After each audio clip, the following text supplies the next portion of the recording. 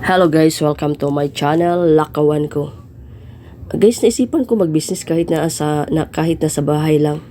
Try natin. At ito yung naisip ko. May laptop naman ako kaya bumili ako ng printer. Try ko lang, baka sakaling suswertihin ako dito. Ito po yung nabili ko, Epson EcoTank L3210. Bali 3-in-1 na siya guys. Pwede siya pang photocopy, pang print at saka pang scan. Ito po yung lalagyan ng bond paper pag mag-print na kayo. Dito nyo ilagay. Tapos, ilagay natin dyan. Dito naman sa kabila ang labas niya. Dito, labas yung bond paper dito guys. Ito yung power button niya. Connect mo lang yan sa laptop nyo para mag-function. Then, itatry ko lang kasi hindi ko pa nag-try mag-print business. Itatry ko baka sakaling suswertihin ako. Okay. Then, sa hindi pa nakasubscribe, please subscribe, Lakawan ko. Try lang natin guys.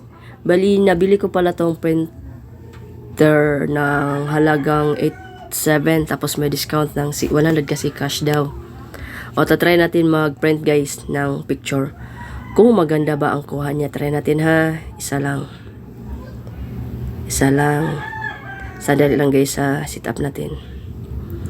Try lang natin, bali wallet size lang siya guys. Pero ang nilagay ko A4 size na photo paper na glossy.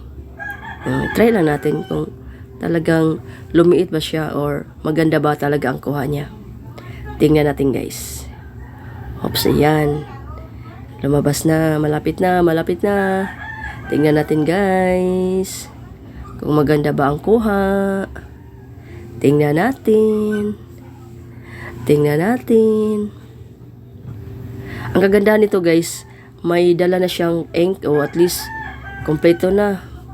May ink ka na, may printer pa. O di ka na bibili kasi yung ink pag maubos tag 295 yung black tsaka 300 plus yung colored.